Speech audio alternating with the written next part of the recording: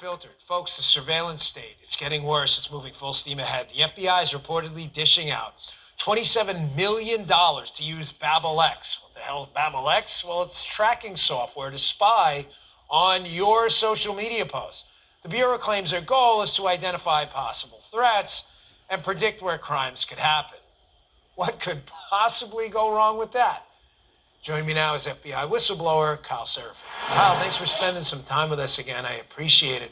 What is BabelX, Kyle, and what's the potential for abuse here by the FBI?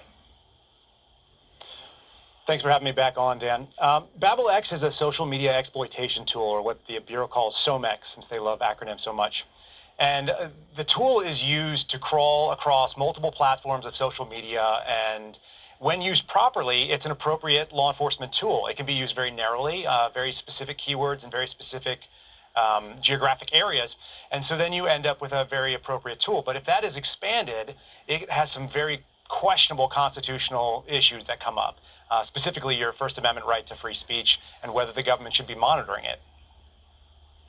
Yeah, I mean, really, if they're trolling our social media and surveilling our social media for election misinformation, Kyle, it's kind of discretionary what they categorize as misinformation. I mean, they totally missed the Hunter Biden laptop story. It was actually classified as disinformation, even though it was real. So are rank and file agents worried about the Bureau's kind of marriage to big tech to crack down on misinformation and election crimes? This sounds like this could be real trouble. Well, the concern is why it's public, obviously. That's why you have whistleblowers coming forward with this kind of information. That's why it's being discussed. When the FBI lists on a list of, 8 different potential election crimes, something like misinformation or disinformation, which are not explicit crimes, they're only really criminal if they are part of one of the other crimes that are listed on that list. So they're just not the thing that is the purview of the FBI. They should be explicitly avoided for First Amendment considerations. So you hit the nail on the head. Rank and file agents, people on the front lines, they're concerned that this could be abused, and it's not going to be abused in every field office. And that's the real story, I think, is that it has potential of being abused only in specific areas where management is willing to sign off on broader searches than is appropriate.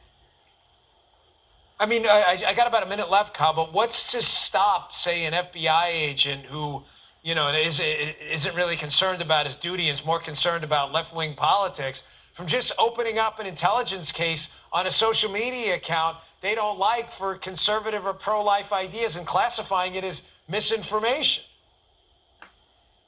So I've heard people get into that discussion. If someone is following Alex Jones or, wants to send his messages out on their website, and that's something that's worth looking into. It doesn't take much more than that and one other data point for the FBI to take a look at you. So, hopefully scruples, their belief that they're going to stick with their oath, that's really where we're at. I mean, that's the final line right there. Kyle Seraphin, thanks for speaking out to your fellow whistleblowers, for doing the right thing. I knew you guys were out there. I appreciate it.